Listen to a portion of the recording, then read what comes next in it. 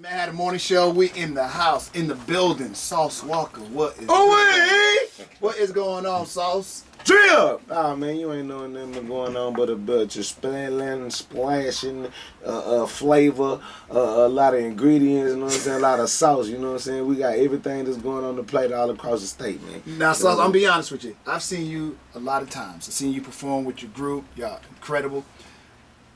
Lately, I've been seeing you hanging out with Papa Sauce a lot. Right. What's going on, man? What's going on at the home front, man? I had to ask. I mean, you know, honestly, it's just more of a situation of I'm really trying to take it serious and take it to the next level that I know that my fans in my city and that the world expect and want me to be.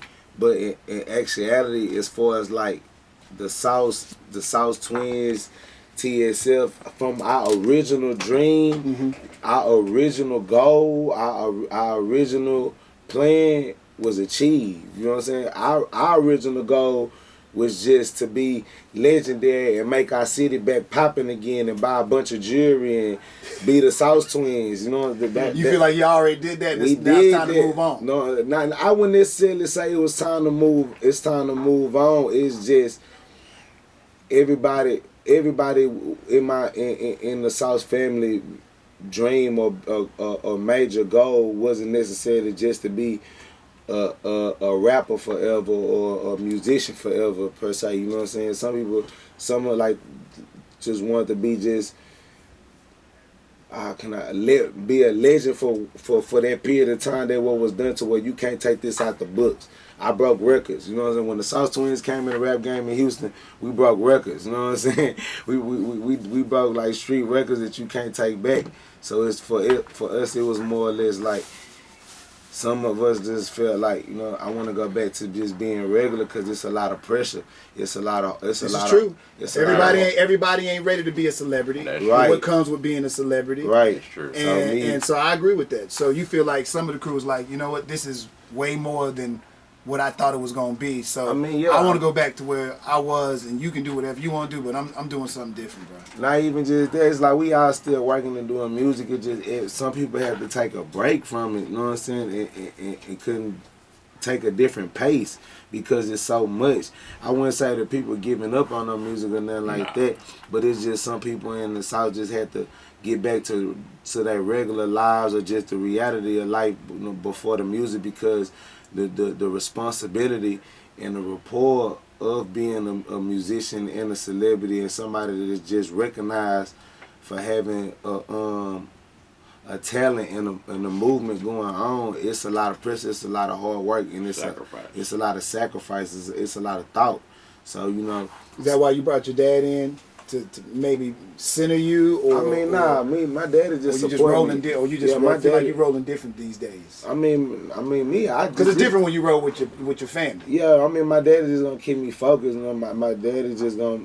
I know he got my back 1,000% plus, and my daddy is an ex celebrity himself, right? Exactly. You know what I'm saying? He was an entertainer, a wrestler, TV personality, things of that nature. So he knows about the business, having a publicist, having an assistant, having management, and having good time perspective, making appointments, making dates on time, and having bookings and things like that. So he's been able to send like you this when it comes to that. We on time. But that's cool. You felt like you need to bring somebody in. I mean, that's maturity. You felt like you need to bring somebody in who gonna really that's be gonna make sure that responsible. And that's the thing about it too, like about us. Like, we was having so much fun in the beginning, and we were so reckless with it in the beginning. It was like. Do you think so? That's kind of interesting that you're able to look back and say, I think I was being reckless. I mean, we still reckless to a certain degree. I was gonna ask. I'm not gonna lie about it. I'm being honest with it. We still reckless to a certain degree. It's just a simple fact that we have a better perception and understanding of why we doing it and how we doing it and the right way to do things. You got to respect the balance of other things or other people around you. So that's what we trying to develop and master now, is not so much making everybody just have to necessarily adapt to us in the way we are, but also we adapting to the world in the way other things are.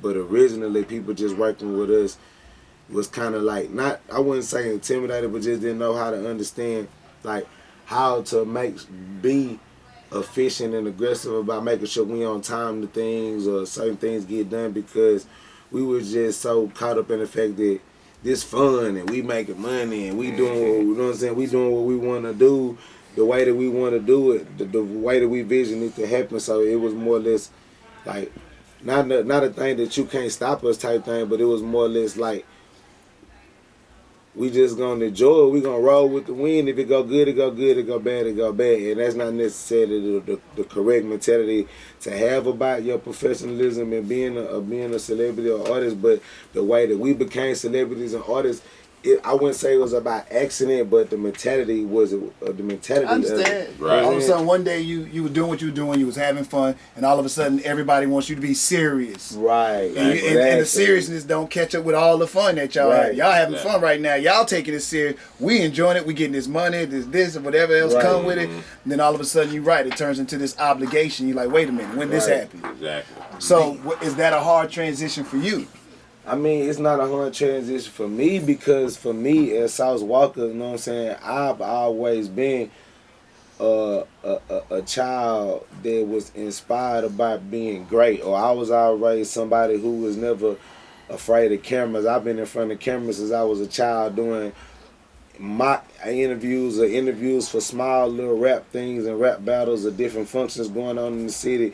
Hip hop summits and Studio 7303s way back in the day, like, and watching my daddy's career. So I already was familiar with the whole process of what it would take to be a actual musician or artist or a CEO or a rap mogul.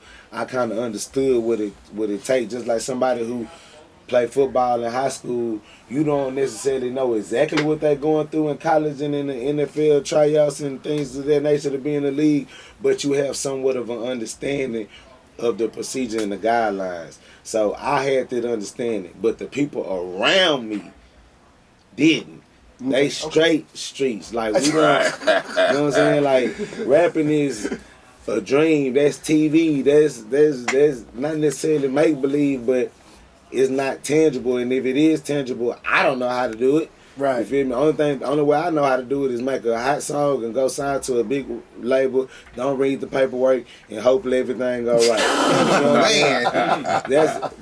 That was the understanding that a lot of the people around me had, and not just around me, but just in my city, period. You know what I'm saying? Because I feel like that opportunity kind of felt kind of distant to a lot of the people in Houston before the Sauce Twins came, before the whole Sauce movement came. A lot of people started to feel like it's easy or accessible to blow up in the rap game or to be a successful rapper without a record deal or without a big song with a big artist coming straight out of Houston right now, because I can't walk into these record labels, or we don't have, you know, the 2 Chainz or so on and so forth right here to go walk in their studio and record with them immediately type of thing. You know, our system is a little bit different up until, like, we, you know, remolded it and restructured it, redefined the way it is in Houston for a young artist to come up and be successful and have opportunity and flourish, and people actually gonna give you a chance. You know, people from out of town and from other places in Texas are really gonna look at a new up and coming artist from Houston with the right style and the right image. They gonna give you a chance now because they know Sauce come from that. You know what I'm saying? And so. Well, what's the deal with the whole crew now? Because it seemed like we've been seeing some cats splintering off in the whole Sauce factory, so to speak.